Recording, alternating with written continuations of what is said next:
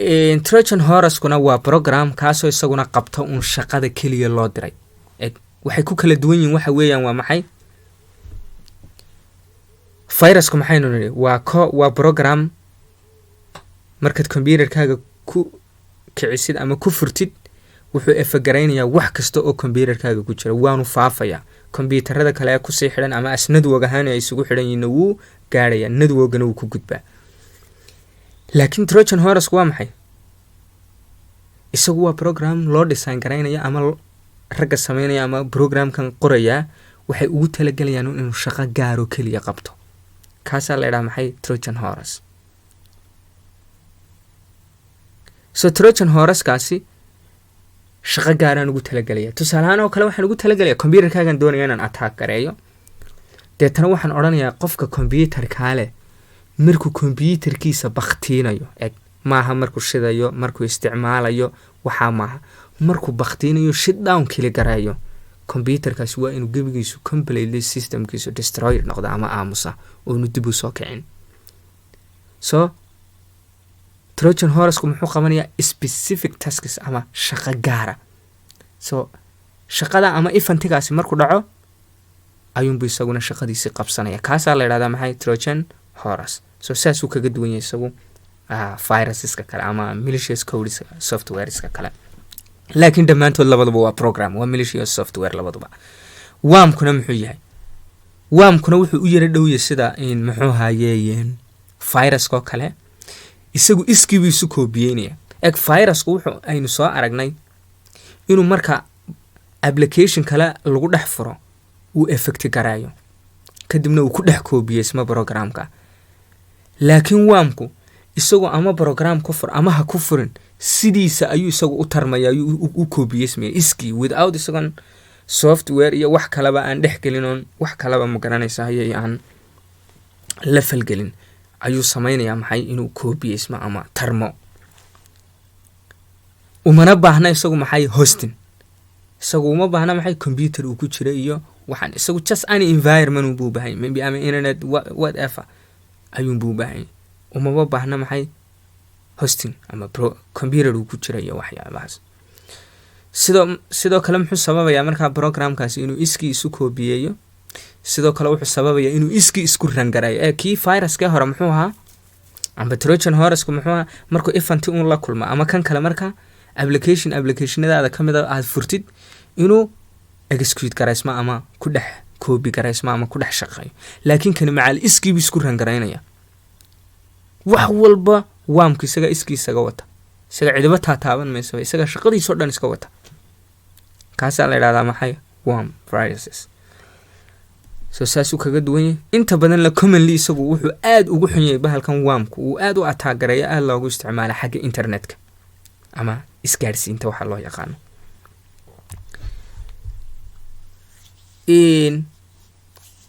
so markaas waxa kale eegi doonaa muxuu ahaay attackeska internetka ama networka ku yimaada. so waxa kamid ah kuwan aynu soo aragnay virusku waa maxay? wuxuu dhaawac gaarsiin karaa maxay? computeradaada oo dhan waliba potentially waa maxay macnaheedu? macnaha mid aad u muhiim ah ayuu gaarsiin karaa ama dhaawac aad u weyn ama waxyeello weyn ayuu gaarsiin karaa maxay? computerkaaga programyada ku jira oo dhan. wormku maxaa la yidhi iskii buu u koobiyeysmaa maxay hayday iskuna celceliya ama repeatedly buu sameeyaa itself repeatedly. sidoo kale computerka ama networka shutdown buu ka dhigaa wuu bakhtiyaa wuu aamusiyaa. Trojan horse isagu waa hiding computerkaaga wuu iskaga jirayaa maalin walba waad iska isticmaalaysaa isaga designkii loo sameeyay ama shaqadii gaarka ahayd oo loogu talagalay maalintay dhacda ama aad samaysid ayuu computerkaaga wax yeelaya ama shaqadiisa uu qabsanaya. isagu mana kala koobiyeysmo mana tarmo wax kalena ma sameeyo Trojan horse. so payloadskuna waa maxay? tusaale ahaan marka virus uu doonayo qofka hackerkii kuu soo diro ama inuu worm kuu soo diro ama Trojan horse inuu kuu soo diro because wuu kuu soo qarinaya meel buu kuugu soo qarinaya. sababtu kuugu soo qarinayana waa maxay? ase internet buu kuugu soo diraya maybe ase email buu kuugu soo diraya ama meel kale. haddii kale waa inuu computerkaaga physical contact la sameeya waa inuu computerkaaga si caadi u taabta ama u dul yimaada uu flash geliya ama xarig gashada ama hard drive uu way computerkaaga uu ugu soo xidhmi karaa ay jirta haddii kale by internet buu waxyaabahan lagugu soo diraya ama by network ama flash lagu shubay baaba lagu odhanaya hebel gasho computerkaaga oo den uu aamusaya un computerkaaga haddaba sidee bay kombaniyadu isaga ilaaliyaan dadka hackerska ama khatarahan treatiskan aynu aragnay ee dhan ee computerka kusoo fool leh sidee baynu uga hortegi karnaa ama sidee baynu u yareyn karnaa ama sidee bay shirkaduhu uga hortagaanay waxaan u ilaaliyaan xogahooda iyo computeradooda iyo daatadooda kombaniyadu marka koowaad waxay isticmaalaan qalab la yidhaahdo maxay IDS ama intrusion detection softwares sida firewalls iyo qalab iyo marka intrusion detection softwaresku lababa wuu ka kooban yahay softwarena wuu ka kooban yahay sidoo kale hardwarena wuu ka kooban yahay so waxaad u baahantahay hardwares waaweyn oo kale sida in muxuu ahaayey routerra waaweyn serverra waaweyn oo muxuu ahaayey uu ku shaqayn karo muxuu ahaayey firewallska iyo waxyaabaha softwareradan muxuu ahaayey intrusion detection softwareska ama softwareradan ogaada attackyada ka hortaga ama waxyaabaha laguna analyze garayo laguna ogaada muxuu ahaayey networkaaga traffic jamkiisa waxyaabaha networkaaga soo galaya iyo wax ka baxaya iyo cidda access garaynaysa iyo meelaha internetkaagu daciifka uu ka yahay waxaasoo dhan iyo cidda internetkaaga access garaynaysa aad ka shakiday oo kale xitaa access control definesku markaa maxay hayday waxa weeyaan iyaguna qaar lagu controlaya dadku computerka accesskooga sida ama passwords ama different log waxa kamid ah waxyaabaha loo yaqaan biometric devices qofku markuu systemkiisa define uu galayo kale inuu gacanta saaro ama facekiisa kale inuu scan gareeyo systemku ama waxyaabo badan oo saas visual detections ama biometric devices sidoo kale shirkadu waxay sameeyaan maxay hayday in systemkooga ay geliyaan audit trial record inaad systemkaaga geliso qof kastoo access garaynaya iyo qof kastoo ka baxaya daatadiisa inay maxay hayday ay record gareeyaan si hadhow toole haddii wax dhacaan loo ogaado ciddii gashay systemka iyo ciddii ka baxday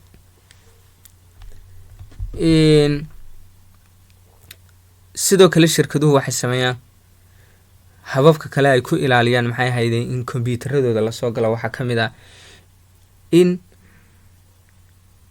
deviceski shirkadu isticmaalayso sida muxuu ahaayey mar walba waan iska garanaynaa companyga waxay ku xidhantay baahidiisa iyo qalabku isticmaalayo noocu yahay laakiin caadi ahaan waxaan iska garanaa waxyaabaha commonka ee markasta la isticmaalayo internet deviceski sida routerski wirelesski switch waxyaabahan waxaa kaloo ka mid ah in muxuu ahaayey printinadii oo ama internet ku xidhan ama aan ku xidhnayn so markaa intooda badan waxaa laga yaabaa internetkay ku xidhan yihiin ama file sharing online weeyaan sida printinada iyo waxyaabahan soo dhammaan waxyaabahaasoo dhan xilliga aan lagu shaqaynayn waa in shutdown laga dhiga ama la wada disable garaya ama la baktiya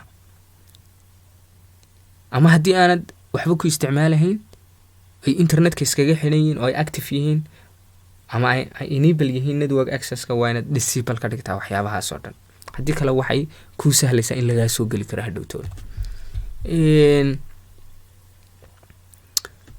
sidoo kale in shirkaduhu ay aada isaga ilaaliyaan cidda khataraha computerada ku imanaysa waxaa ka mid ah in systemyada isticmaalayaan passwordskooga inay hagaajiyaan iyo usernamekooga inay ka dhigaan qaar stronga ama qaar adag oo aan si fudud loo heli karin ama si fudud loo jabsan karin so markaad magac la baxaysid magacu waa inuu noqdaa maxay magac muxuu ahaayey laysku dardaray ama magac yar adag oo kale ama aan inta badan dadku si fudud aanay u heli karin sidoo kale passwordku waa inuu noqdaa maxay hayday password ku gaara ama cidda la rabo un passwordkan in la siiyo un la siiyo ciddii kale aan la siinin sidoo kale passwordka markaad samaysanaysid inuu passwordkaagu dheeraado waa muhiim waxayna nagula talinayaa maxay in mar walba passwordkeenu uu password dheer noqdo sidoo kale passwordka markaad qoraysid inuu passwordkaagu combination characters noqdo, inuu ka koobnaado xarfa iyo calaamada iyo waxyaabo kala duwan. haddaad laakiin magacaaga ama telephone numberkaaga ama hebel ama waxaan yar aad isaga qoratid, way dadkeen inta badan waxay ka fikiraan inay iloobaan xagga xusuusta, waan iloobayaa bay ku leeyihiin passwordka noocaas. waa run waad iloobaysaa, laakiin haddaad yara taragarayso dhowr jeer ku yar celceliso waad xafidi karaysaa ama waad la qabsanaysaa. laakiin waa inaad ka fikirtaa maxay in passwordkaagu dheeraado, sidoo kale inuu xarfo kala duwan iyo calaamado kala duwan ka koobnaado. sidoo kale passwordkaaga inaanad cid u sheegin. sidoo kale haddaad laba system isticmaalayso, weliga ayaa lahaa ha ku isticmaalin maxay password isku mid ah.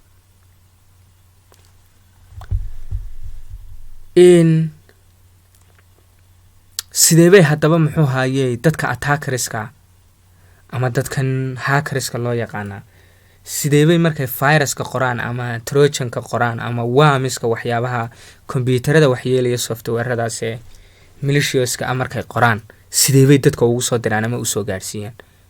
waxay usoo gaarsiiyaan habkan aynu arkayno. inta badan internet bay ku diraan. so internetka dadku waxay isticmaalayaan waan garanayna, ama whatsapp baad ku jirtaa, ama facebook baad ku jirtaa, ama waxaad ku jirtaa gmail ama hotmail. so waxay eegayaan meesha qofku isticmaalaya ama meeshay uga baahan yihiin dadkan inay ataagereeyaan kombyuutaradooda applicationada ku jira ay isticmaalayaan, ama social ahaado ama email ha ahaado meesha ugu dhow. so exampleka imika halkan inoogu qoran waa email. niman hackersa waxay samaynayaan maxay, waxay qorayaan maxay viruskii ama codekii bay qorayaan. codekii markay qoraan stepka koowaad waxay samaynayaan maxay, inay codekii qoraan. markay codekii qoraan codekii hidden bay ka dhigayaan, way qarinayaan. markay qariyaan example waxay kusoo dhex qarinayaan oo kale codeka maxay word document. qof baaba kuu soo diray cv-giisi, niyo hebel baa la yidhahdaa cv-gaygaa bal eeg, adu waxba ka garan mayso. waxaad soranaysaa ni waxay qofkan cv-ga kuu soo dira, waad iska furaysaa, waad akhriyaysaa.